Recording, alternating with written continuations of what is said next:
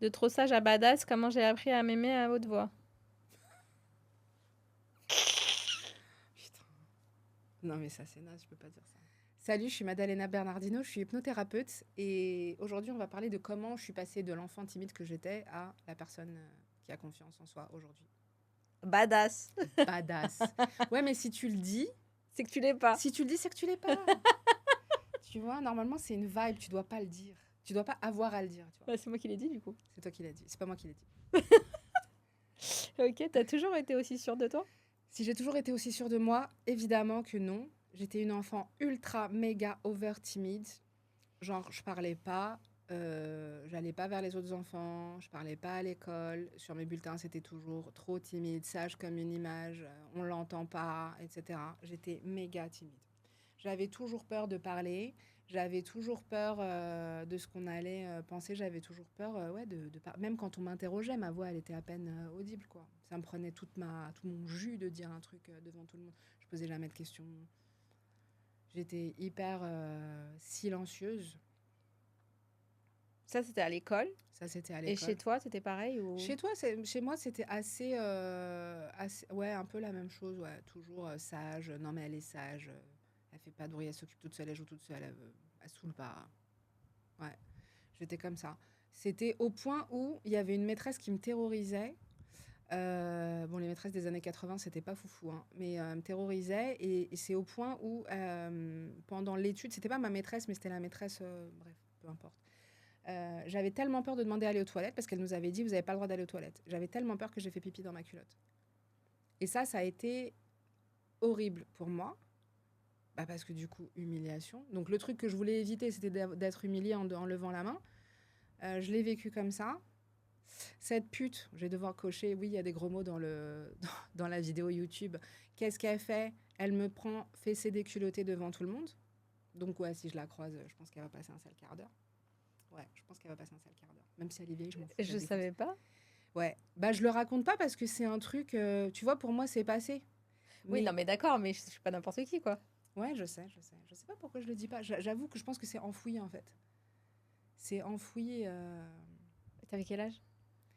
Ah, c'est PCE1. Ouais, t'étais petite. C'est pour ça Et c'était qu'aujourd'hui. avant ça que t'étais timide ou c'est devenu... Non, j'étais déjà timide. Bah, j'osais déjà pas dire que j'avais envie de faire pipi. Ouais, Tu ouais. vois, parce qu'elle avait dit vous faites pipi avant, là il y a plus de pipi, c'est interdit, gna gna, tu vois. Et ceux qui osaient lever la main, ils se faisaient atomiser à base de je te tire l'oreille. Mon copain d'enfance, il s'est fait déchirer un peu le lobe par cette personne.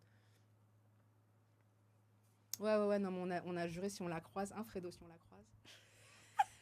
Et donc c'était à ce point de timidité, donc forcément ça aide pas de vivre un truc comme ça. J'ai vu quand même la psychologue de l'école. Je sais même pas que c'était une psychologue. Moi, on allait chez la dame, on faisait des dessins et tout. Le truc s'est débloqué. Mais j'étais quand même. Donc, j'avais mes copines, je parlais à mes copines, j'avais aucun problème avec ça. Mais j'étais quand même hyper timide. C'est-à-dire que dès que j'arrivais dans un environnement où je connaissais personne, je parlais pas. J'avais toujours peur qu'on se moque, toujours peur de machin et tout. Donc, non, pas du tout. Pas du tout. J'étais très timide. Et c'est quoi le premier déclic qui t'a aidé à sortir de ta coquille? Le premier déclic qui m'a aidé à sortir de ma coquille, je crois que c'est. Bah, c'est pas je crois, c'est j'en suis sûre. C'est une personne, c'est une amie que j'ai rencontrée au lycée. Eh oui. Donc, j'étais dans un collège de blanc, privé, catho, très à droite, je pense, avec le recul. Bon, c'était pas du tout le positionnement de mes parents, mais ils voulaient que j'ai des bonnes études. Et donc, je me suis suradaptée. Mais ça va, hein. Enfin, je veux dire, c'était pas une souffrance. Juste, ils étaient un peu pas comme moi. Ils allaient en vacances à La Réunion pour les vacances de la Toussaint, tu vois. Enfin, on n'avait pas les mêmes, on venait pas du même monde. Et donc, moi, je croyais que c'était ça la vie, tu vois, être comme eux. Et que si t'étais pas comme eux, ben, c'était bizarre.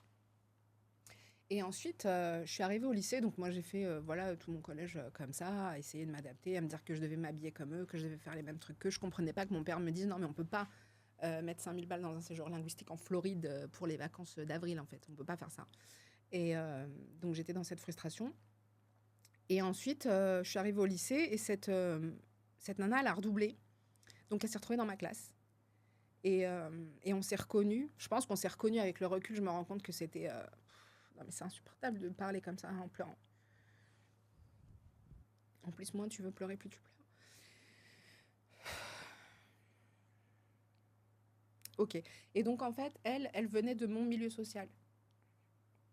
Et elle en était hyper fière. Ça veut dire qu'elle essayait pas de s'adapter. Elle disait, mais ça, c'est pas pour. Mais ça, c'est des trucs de blanc. Ça, c'est des trucs de riches. Ça, c'est des trucs... Moi, ça m'intéresse pas de faire ça, en fait. Et sa fierté, ça m'a permis, du coup, d'être fière de qui je suis. D'être différente. Et j'étais fière de ma différence. On était 2 ovnis. Enfin, 2, on était 10. Allez, 10. Avec une rebeu et un autre renois. Donc son père était africain, sa mère elle était antillaise, elle vivait en HLM. Du coup, on était beaucoup plus proches de l'une de l'autre que nous deux des autres. Et donc ça a été le premier déclic vraiment, de me sentir fière de qui je suis, même en étant différente. Ça a été grâce à elle. Donc pourquoi tu pleures? Et donc je pleure parce qu'elle est morte. Tu veux en parler? Non. Non, je veux pas en parler. Qu'est-ce que tu gardes de ça, d'elle? Je garde sa force.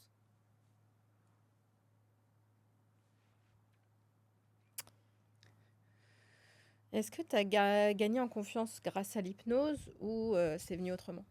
Alors, est-ce que j'ai gagné confiance grâce à l'hypnose? Pas du tout. Non. En fait, les premiers paliers, ça n'a pas été l'hypnose parce que je ne connaissais pas l'hypnose. Donc, les premiers paliers, comme je te dis, ça a été Betty qui m'a propulsée dans une autre sphère où, en fait, on était fiers.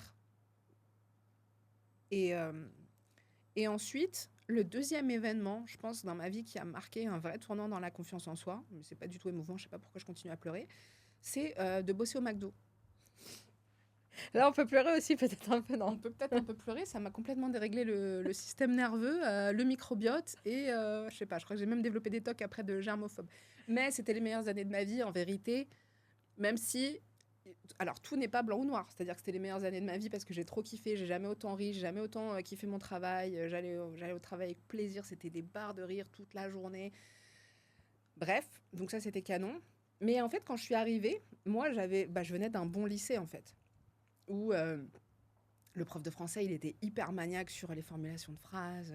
Genre, on met jamais en effet en début de phrase. C'est style groseille, tu vois, les groseilles de La vie est un long fleuve tranquille. Genre, en gros, il nous traitait de beauf, le gars.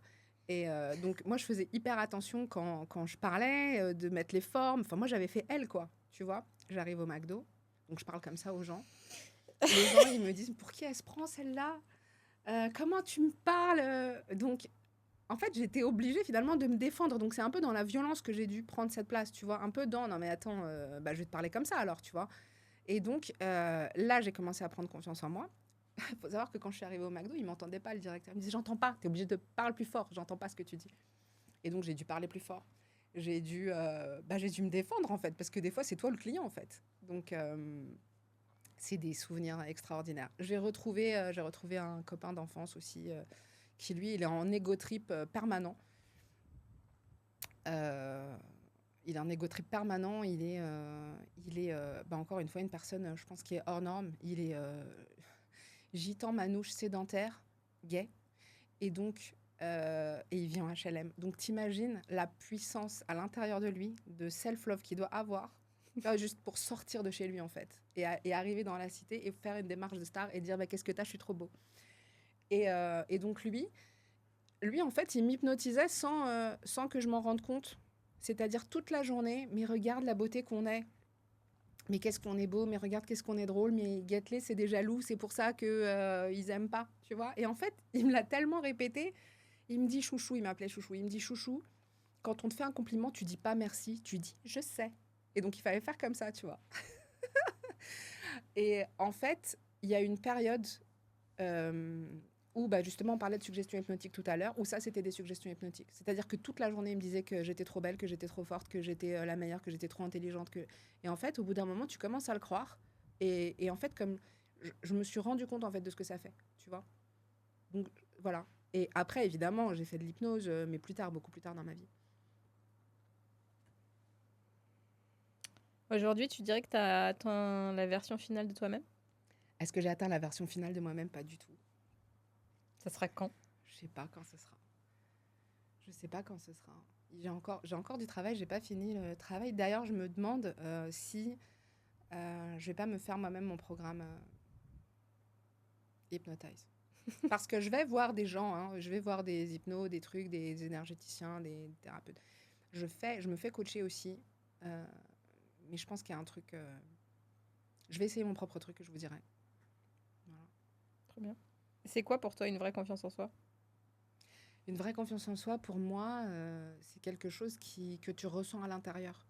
C'est-à-dire que tu fais les choses parce que tu te kiffes, tu fais plus les choses pour faire plaisir, ou tu fais plus les choses parce qu'il faut les faire. Je pense que c'est ça. C'est n'avoir aucun doute sur qui tu es. Et qu'est-ce que tu as envie de dire à toutes les femmes qui n'ont pas confiance en elles? Qu'est-ce que j'ai envie de dire à toutes les femmes qui n'ont pas confiance en elles? Qu'il y a une solution, que c'est pas figé, c'est pas qui elles sont. Parce que des fois, on dit je suis comme ça. Mais c'est pas qui elles sont. C'est un conditionnement. En fait, un bébé qui arrive, lui, il s'en tape, hein. On est d'accord. Il crie, il déchire des trucs, il pique des colères monstrueuses. Il se demande pas s'il va déranger, tu vois. Et enfin, dans une moindre mesure. En fait, c'est le reste, c'est ce qui nous arrive après, ce qu'on nous dit après, qui forge la manière dont on va grandir. Et donc, c'est pas qui on est. Voilà. Ok. On n'est pas timide, on n'est pas anxieuse, c'est pas vrai, c'est pas qui on est. D'ailleurs, quand les gens ils vont en hypnose, ils me disent, je me suis sentie tellement bien, mais parce qu'en fait, ils renouent avec qui ils sont vraiment. Toi, t'es qui vraiment? Je suis qui vraiment, moi? Je sais pas du tout. Merci. Qui vraiment, genre, c'est une question que j'ai pas du tout préparée. Bah non, parce que je l'avais pas prévu non plus. Qui je suis vraiment? Bah, je sais pas. Je sais pas. Je pense que. Mais je pense qu'on est aussi qui on est vraiment, c'est-à-dire on est une espèce de minute perchée, on est une espèce de lumière pure, tu vois, euh, qui s'incarne dans un corps humain et qui après fait. Après, on fait ce qu'on peut avec ce qu'on a, c'est-à-dire t'arrives, tes parents ils sont comme ça, bah tu t'adaptes, tu grandis dans ce milieu-là, donc tu deviens comme ça. T'auras pas la même enfance si tu grandis à Pablo Picasso, à Bobigny ou à Neuilly-sur-Seine. Et donc, tout ça, c'est une partie de qui t'es, mais c'est pas qui t'es vraiment. Donc, pour savoir qui on est vraiment, moi, j'ai envie de dire, on est juste une fractale de la source divine. Tu vois, on est une part divine. Il y a une part divine en nous. Et c'est ça qu'on est. Et quel hypnothérapeute t'es alors? Quel hypnothérapeute je suis? Franchement, si je suis pas la meilleure, je suis presque la meilleure. Vraiment, vraiment, vraiment. Ça peut paraître égotique de dire ça, mais des fois, je me demande si c'est de l'hypnose que je fais ou si c'est des sauts quantiques que je fais faire aux gens. Parce que quand tu vas dans le passé parler à ton enfant intérieur, quelque part, tu changes l'histoire et donc tu changes le vécu qui va. Tu changes pas ce qui s'est passé, mais tu changes la perception de ce qui s'est passé. Pour l'enfant, je te dis n'importe quoi. Par exemple, un enfant qui a été laissé seul, quand son adulte vient le voir et lui dit bah, maintenant je suis là, ça change tout. Il vit la même situation, mais il ne la vit pas de la même manière. Et donc ça transforme qui t'es profondément. Et je ne suis pas sûre que d'autres hypnos travaillent comme ça ou font ce genre de choses avec cette intention-là. Tu vois? Moi, j'utilise la PNL qui est très mathématique. Tu dis ça comme ça, tu fais une confusion, tu parles pendant qu'il expire, tu dis ça quand il inspire. Mais en vérité, c'est pas ça mon outil secret. Voilà. Je pense que mon outil secret, c'est vraiment qui je suis. T'aurais pu dire ça avant? Je suis la meilleure hypnothérapeute. J'aurais pu dire ça avant. Mais je sais pas si je suis la meilleure, parce que pour le savoir, il faut tester tout le monde. Voilà, mais est-ce que j'aurais pu dire ça? Bah non, je sais pas en fait. Je sais pas. Je sais pas. Non, probablement pas. Après, le gars qui m'a formé, il est comme ça. Vous êtes les meilleurs. Ma formation est la meilleure. Donc lui, c'est suggestion hypnotique sur suggestion hypnotique tout le temps, toujours pour nous conditionner à avoir confiance en nous, etc. Donc peut-être j'aurais pu le dire, j'aurais probablement pu le dire. Tu sais, c'est la courbe de Dunning-Kruger, je crois. Quand tu es débutant, tu es à fond, tu crois que tu es le meilleur. Ensuite, tu passes par une phase de doute. Donc c'est souvent les spécialistes qui commencent à pondérer leurs propos, tu vois, ils sont moins à fond et tout. Et ensuite, ça commence à remonter avec l'expérience. Et moi, je pense que je suis précisément en train de remonter cette courbe. C'est-à-dire qu'avant, j'étais en mode égo, mais oui, c'est nous les meilleurs, moi je fais de la PNL et voilà, et c'est le meilleur truc. Ensuite, ensuite, tu te rends compte que tu es confronté à une réalité, t'expérimentes, donc il y a des choses qui se passent pas bien. Et maintenant, je suis en train de remonter. Et je crois que vraiment, les transformations auxquelles j'assiste, elles sont incroyables. Trop bien. Ouais. Tu veux rajouter quelque chose? Est-ce que je veux rajouter quelque chose? Je veux bien rajouter, j'aimerais rajouter que si ça te parle, ce qu'on vient de dire, tu peux faire ma séance gratuite. Vaut mieux la faire assis qu'allongée, parce que ça va très profond. 100% des gens qui l'ont testé et m'ont donné des retours m'ont dit qu'ils étaient partis dans les limbes. Mais ils reviennent quand je dis de revenir, donc c'est de l'hypnose, c'est pas du sommeil. Mais voilà, faut éviter de la faire avant de dormir et me faire un retour. J'adorerais savoir ce que ça a permis, ce que ça a permis de changer, si ça t'a aidé. Voilà, juste ça. Trop bien. On conclut? On conclut. Merci, Madalena. Merci, Mag.